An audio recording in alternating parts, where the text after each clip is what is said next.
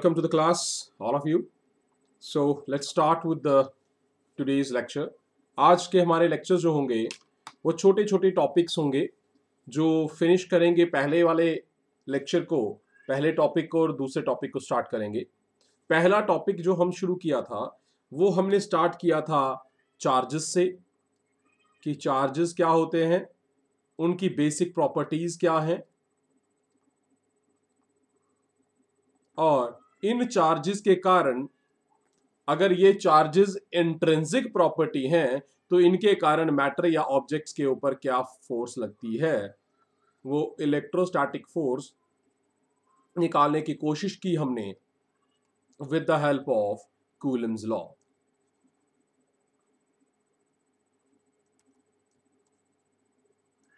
जब हम coulomb law की बात करते हैं, अब कूलम लॉ में से ही एक टर्म को डिफाइन करने जा रहे हैं हम, जो एक कांस्टेंट हमने यूज किया था, उस कांस्टेंट की ही बात करेंगे हम। So first small topic is dielectric constant,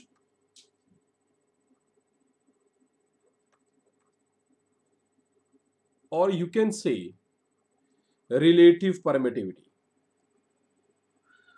Relative permittivity.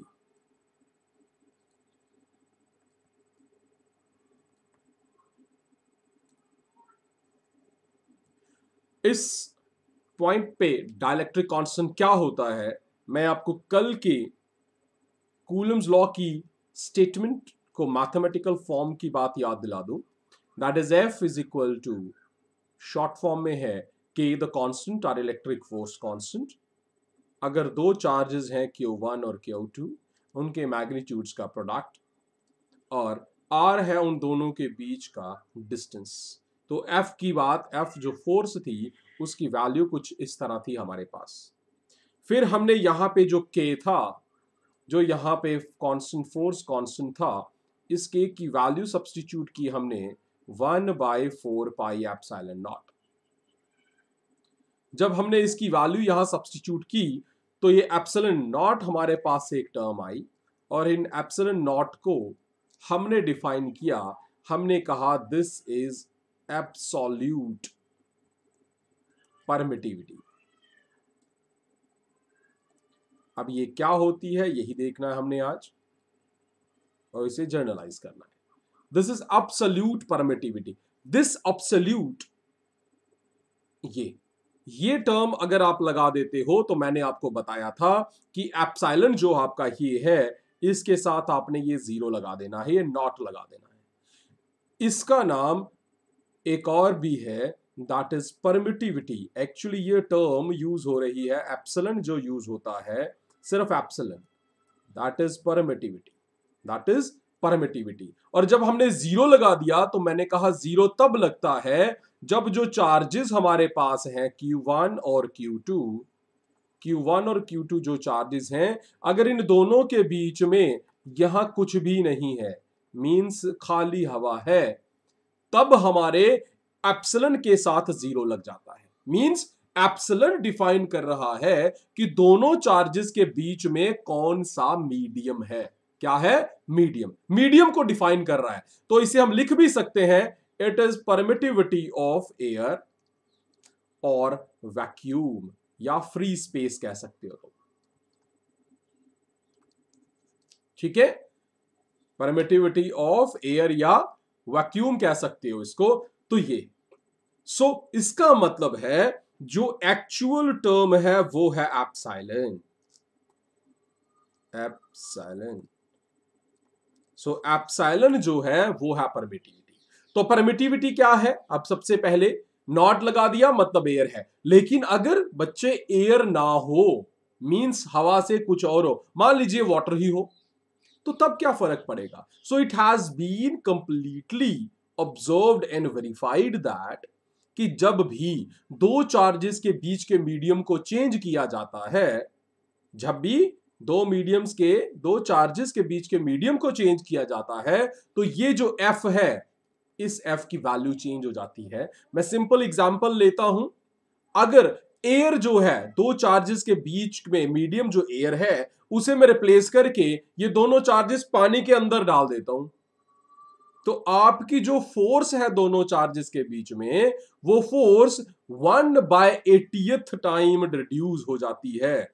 क्या हो जाती है? 1/80th टाइम रिड्यूस हो जाती है। मींस आपकी फोर्स का इंपैक्ट टोटली डिपेंडेंट है कि दोनों चार्जेस के बीच में मीडियम क्या है, और उस मीडियम की प्रॉपर्टी कौन है? उस मीडियम की प्रॉपर्टी को रिप्रेजेंट करता है ये epsilon.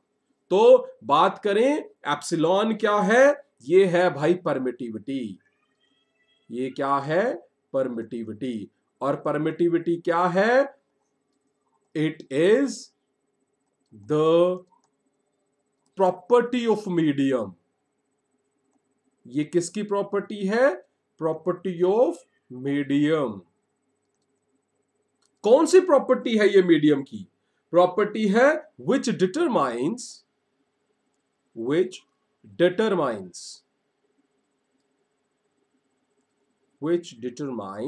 The electric force between two charge, determines the amount of force between two charges। दो चार्ज, दो से ज्यादा भी हो सकते हैं, लेकिन दो चार्जेस के बीच में फोर्स कितनी लगेगी, वो किस एक्सटेंट तक लगेगी, that will be defined by the type of medium. और टाइप ऑफ मीडियम फॉर्मूले में कैसे आएगा? With the help of epsilon. इसका मतलब है अगर मीडियम अदर देन एयर है, मैं इसे लिख रहा हूं एफ मीडियम। अब मीडियम, जब तक हम एफ लिख रहे थे साथ में कुछ नहीं लगा रहे थे हम, मतलब तब तक वहां कुछ भी नहीं था। अब मीडियम आ गया, मान लो वाटर है, दैट इज इक्वल टू, अब मेरे पास 1/4 पाई एप्सिलॉन है। एप्सिलॉन नॉट नहीं है, चार्जेस वही रहेंगे, उनका मैग्नीट्यूड चेंज नहीं होगा। चेंज हुआ तो सिर्फ क्या चेंज हुआ? टोटल फोर्स की वैल्यू। क्यों? क्योंकि एप्सिलॉन चेंज हो गया। पहले क्या था? पहले जब तक एयर थी,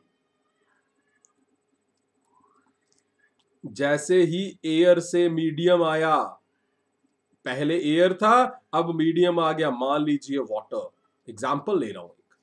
आपने जैसे ही एप्सिलॉन चेंज कैसे होगा? जैसे ही दो चार्जेस के बीच का मीडियम चेंज हुआ, एप्सिलॉन चेंज हो गया। मान लीजिए पहले चार्जेस के बीच में एयर थी, अब चार्जेस के बीच में वाटर है। ये मैं पहले वाले फॉर्मूले को भी लिखता हूं। पहले वाले फॉर्मूले में दोनों चार्जेस के बीच में क्या था? वैक्यूम था या एयर थी। तो तब हमारा फॉर्मूला क्या था? 1/4 पाई एप्सिलॉन नॉट था। इन दोनों फॉर्मूलास को कंपेयर करो भाई, क्या फर्क है दोनों में? दोनों में फर्क सिर्फ एक चीज का है कि पहले फॉर्मूले में एप्सिलॉन है और दूसरे फॉर्मूले में एप्सिलॉन नॉट है। अब बात यह है कि बच्चे, मुझे एप्सिलॉन नॉट की वैल्यू तो पता है, क्या थी? 8.85 10 पावर -12 यूनिट्स। यूनिट्स मैंने कल बताए थे आपको। 8.85 10 की पावर -12 यूनिट्स। ये किसकी वैल्यू है? ये वैल्यू है एप्सिलॉन नॉट की, एप्सिलॉन की नहीं है। एप्सिलॉन की वैल्यू मुझे पता नहीं है। अब प्रॉब्लम यहां आती है कि दोनों के बीच में कंपैरिजन है, दोनों के बीच की वैल्यू पता नहीं है मुझे। तब मेरे पास एक और कांस्टेंट आया जिसका नाम था डाई इलेक्ट्रिक कांस्टेंट। क्या नाम था? Dielectric constant. और डाई इलेक्ट्रिक कांस्टेंट है क्या बेटा? डाई इलेक्ट्रिक कांस्टेंट को रिप्रेजेंट करेंगे हम के से। किससे रिप्रेजेंट करेंगे? के से, कैपिटल वाले के से रिप्रेजेंट करेंगे। ये आ गया। इस डाइलेक्ट्रिक कांस्टेंट की वैल्यू किसके बराबर है? इसकी वैल्यू बराबर है, अगर आप वैक्यूम वाली फोर्स को डिवाइड कर दें मीडियम वाली फोर्स से। किससे डिवाइड कर दें?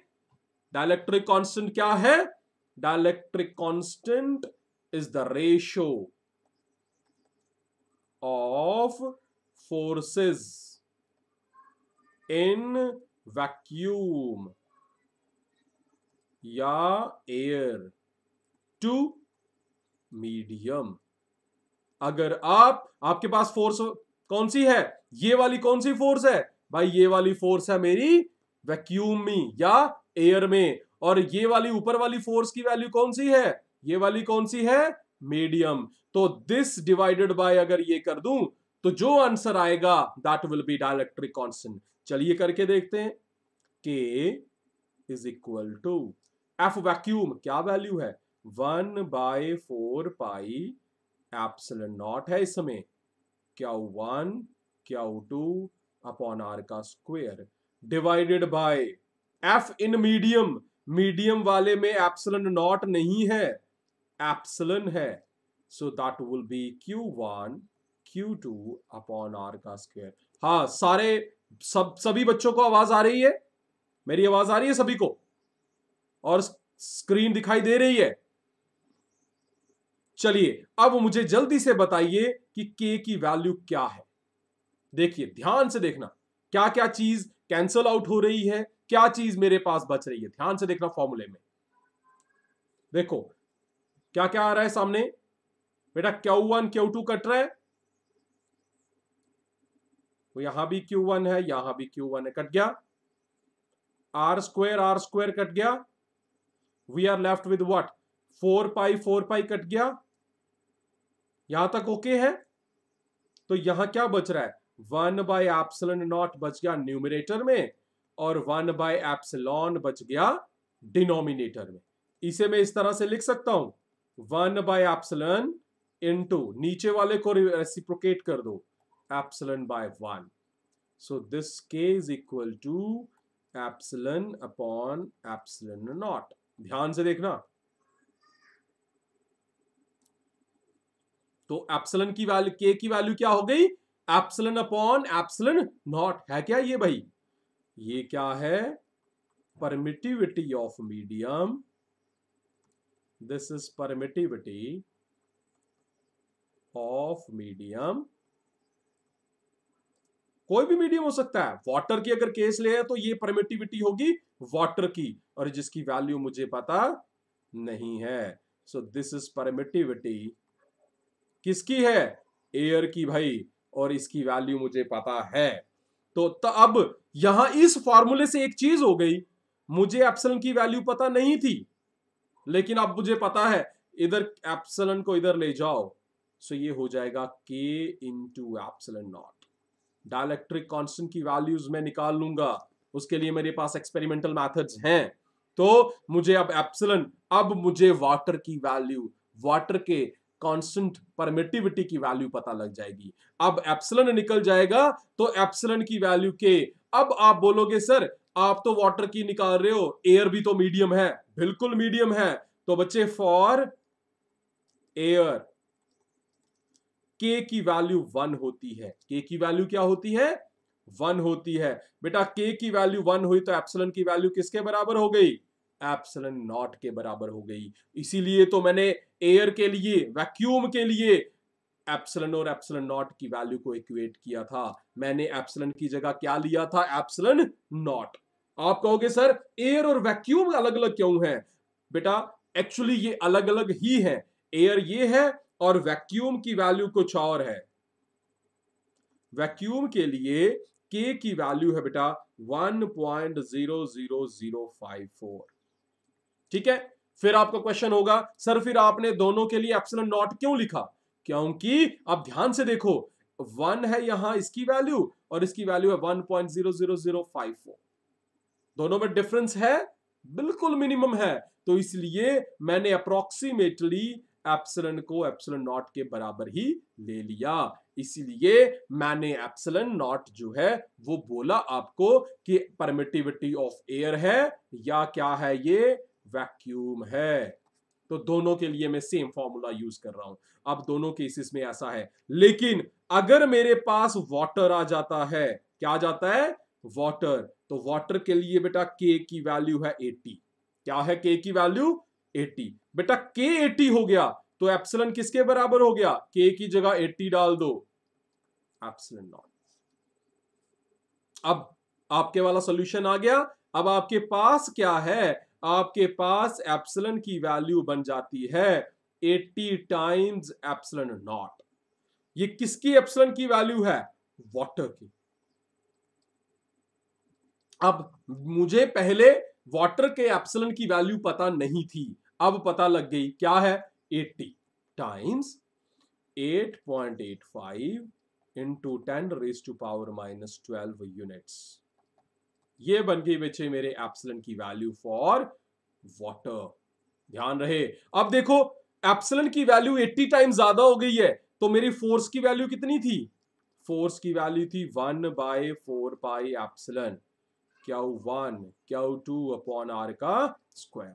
तो मेरी इस डिनोमिनेटर में वेरी वैल्यू जो है वो कितनी हो गई, 80 टाइम्स बढ़ गई है। बेटा जब भी डिनोमिनेटर सम टाइम्स इंक्रीज होता है तो आपका टोटल सॉल्यूशन जो है इतने टाइम्स डिक्रीज हो जाता है। इसलिए मैंने कहा था कि वाटर होने से 1/80 टाइम्स आपकी फोर्स डिक्रीज हो जाएगी, फोर्स क्या हो जाएगी, डिक्रीज हो जाएगी। यही चीज मैं आपको समझाने की कोशिश कर रहा था। तो बेटा अब यहां से आपके पास फॉर्मूलाज बन गए हैं दो।